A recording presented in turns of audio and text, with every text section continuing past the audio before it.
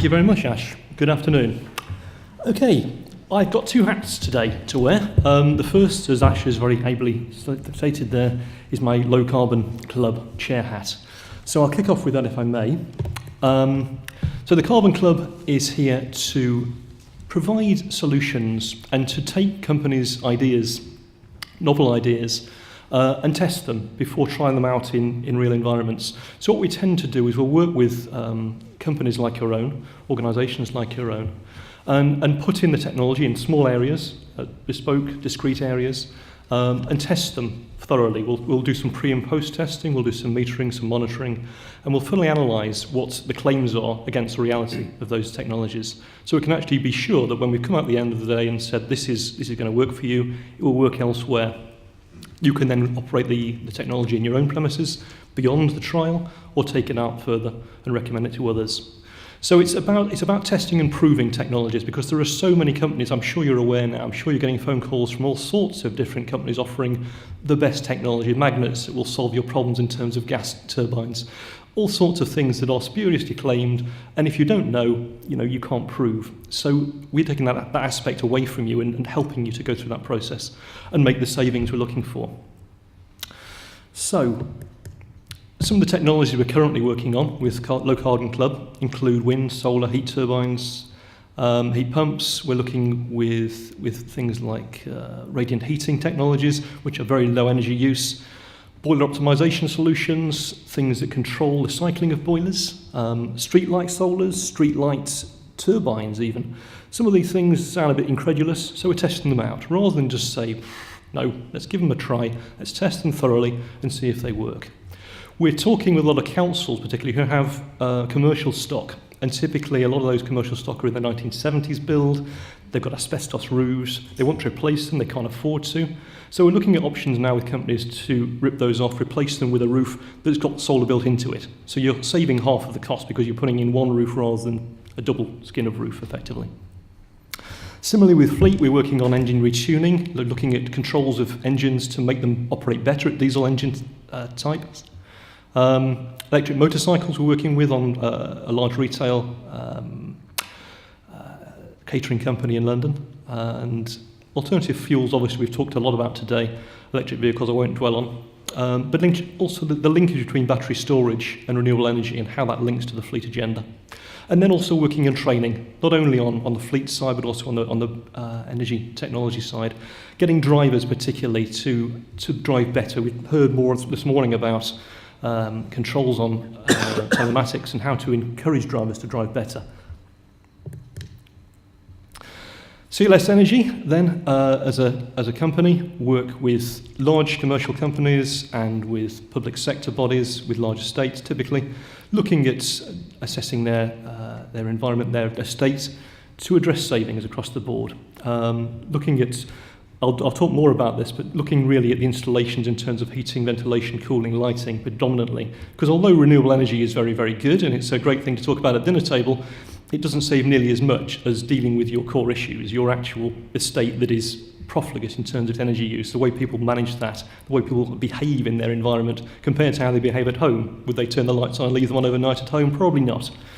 Looking at demand response solutions, income solutions for companies that can get a benefit by turning down equipment in terms of things like motors, chillers, large equipment that you can turn down for short periods of time and get an income stream from the national grid for that. Battery storage, we've been talking about all morning. Forensic billing analysis, and I'll talk about that in a case study later on. But also benchmarking and metering against KPIs and making sure you have good data and control your data better so you understand where things are slipping and how you can improve on them. Similarly with fleet, we assess fleets, anything from grey fleet, which you know now is private fleet, up to HGV fleets and even shipping fleets. Because there are always savings to be made in terms of fuel efficiency, in terms of behaviour of pilots, drivers, and also in terms of aerodynamics and how fuel is used. We also look at alternative solutions in terms of CNG and LPG and electric vehicle infrastructure as well there. And then battery storage as well. We also train drivers on eco-driving because drivers do get complacent, I know I do, and get used to driving. After 30, 40 years of having passed your test, you get used to doing things, and it's easy to slip into bad habits. So we work with drivers to improve the way they drive and incentivise them by bonuses, which works very, very well.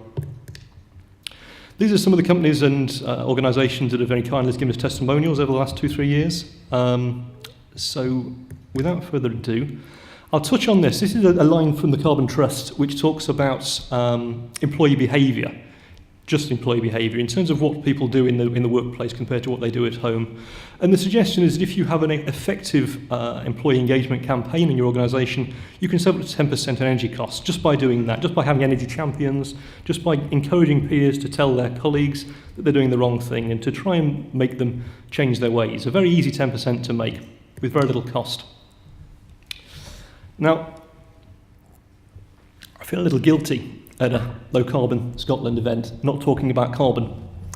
But I find, and I'm sure you find in your organisations, when you're talking about getting investment for technologies, when you mention carbon, you get a kind of glazed look over certain people's eyes, and it doesn't go any further. Well, I find that all the time, and at times when gas prices are 1.5 pence a kilowatt hour, it's very hard to turn people on to carbon, I find.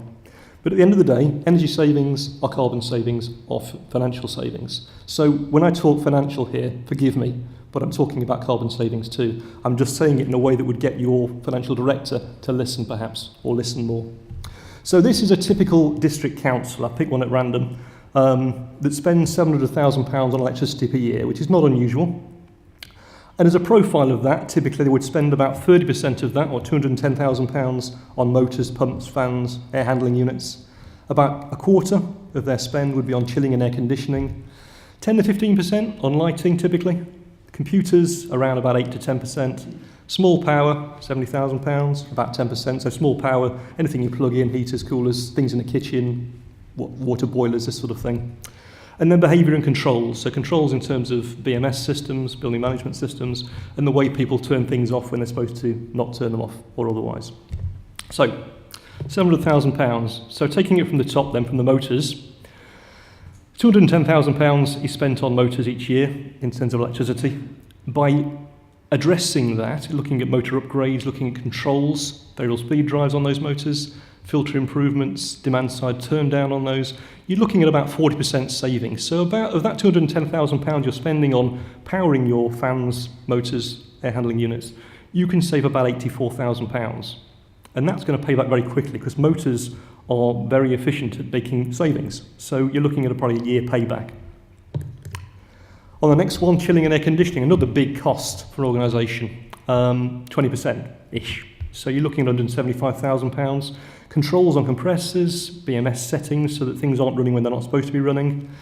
Dead zones, behaviour change. Again, about 20% saving off that. So another £35,000 saved through fairly simple, not expensive technologies. Again, paying back probably in around about a year. Lighting, everybody's doing lighting. LED lamping, relamping, controls. Why wouldn't you do it? Compared to motors, of course, motors account for around about 50% of all electricity use globally. So always tackle motors first because there's always a saving to be made. But lighting is well worth doing. It's one of those things that people see. They walk into your building, they notice the lighting, they notice the temperature. So it's one of those things that's worth addressing, even if it is a smaller amount. So relamping, assessing by relux, by assessing the actual computer system of where the lamps are so you can trim them down, reduce lighting if you can, putting in sensors, dimming controls, daylight controls around the outside windows when you've got daylight coming in.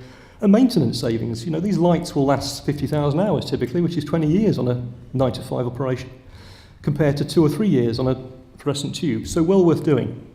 And again, 50% saving comfortably on lighting, so £52,000, payback 3 or 4 years. Computers, fairly easy things to address. Again, about 10% of your use in a council office typically. So setting up using the Microsoft systems, which costs you nothing, they're already there. The auto switch off systems. Setting up server controls, so your server room is obviously running air conditioning all the time, controlling that better. Working on cloud computing, so you haven't got to have server rooms or nearly as much control in your building. And again, behaviours, getting people to turn things off, turn screens off if they're not turning them off, and encourage them to do that. And again, £70,000 was the cost, £35,000 saving quite comfortably on that area. The last two I've got down here is small power. Again, the small kit you have kicking around the place, the things that people plug in. The picture there on the end there is the heater under the desk, which I see everywhere. You know, people get a bit nesh, a bit chilly, so they have a 2 kilowatt heater under the desk that they plug in when they want to, and it fights against the air conditioning, it fights against the heating, and it costs money to run. Why would you have that? That was in a site in Denmark where they had district heating, which they paid per metre squared, so they were paying regardless, and paying for that as well. And there were about a dozen of those in the same office. It's a waste of money. 2 kilowatts is a lot of power. So behaviours are critical in getting people to buy in, and it's about repeating the message. It's getting people to work with you, to have energy champions to work together with you, to make sure that that message continues being reinforced. Because after 6 weeks, if you haven't heard the message, it tends to slip off. If you haven't got that habit formed after 6 weeks, it's gone. Other things we do, billing assessments, so forensic billing, looking at your bills, usually pay back immediately. So looking at some of the things that are unusual in your billing, looking at some of the profiling of the energy. Profile there of a typical building. You can see at the top there is a toilet in a council we're working at currently in the south coast of England. We looked at their billing. They have 14 public conveniences, of which 5 were costing them £27,000 a year in electricity, which equates to, well, between 7 and 16 households of power per toilet per year, which is a colossal amount of energy.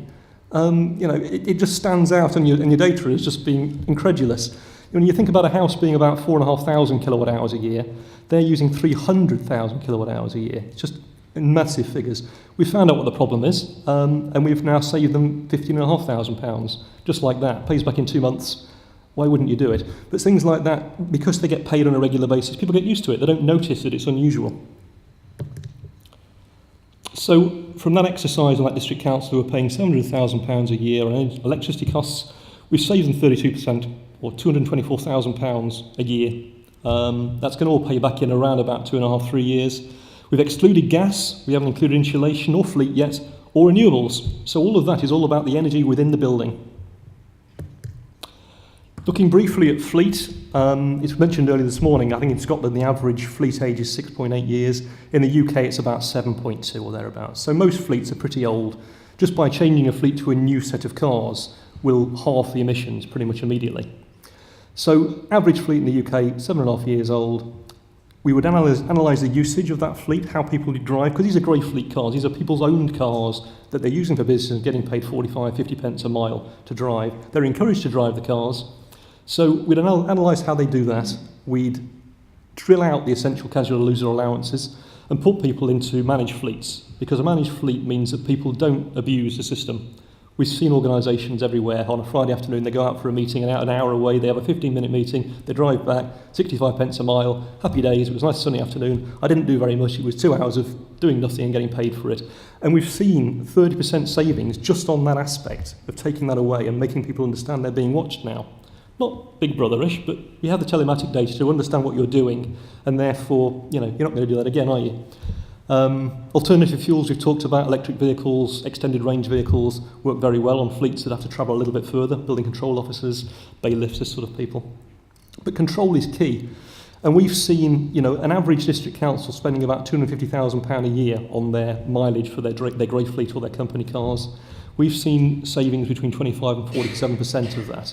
So anything from £60,000 to £120,000 or thereabouts.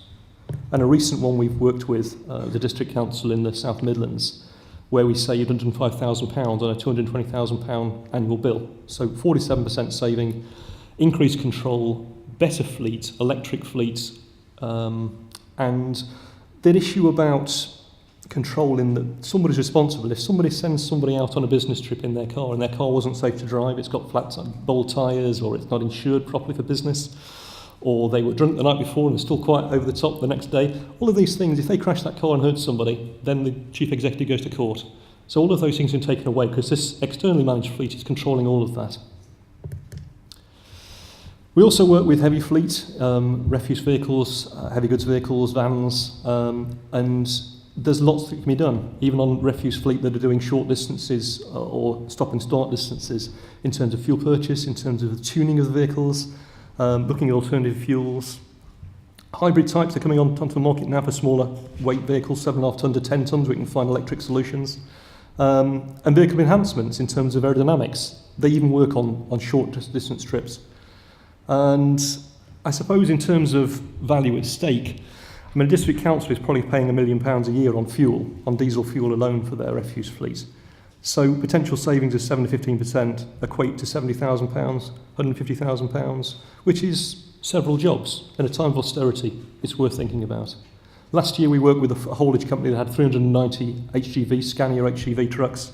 They were spending £16 million a year on fuel. We knocked £1.1 million off that, and they were very happy. It doesn't sound very much compared to 16 million, but it's a big saving when you're looking at trying to make a profit in everything you do. So, taking this a bit more sort of high level and just looking more generally, if your organisation is spending 20% of its outgoings on energy and on fuel for your transport fleet, which is quite common, then even a 10% saving, even just the behavioural change saving, is 2% improvement on your profits or on avoiding that gap in the funding crisis we're all approaching. So that's 2% profit without any additional job losses or any additional sales. We saved our clients last year £4.1 million, as Ash just alluded to, in energy and fleet.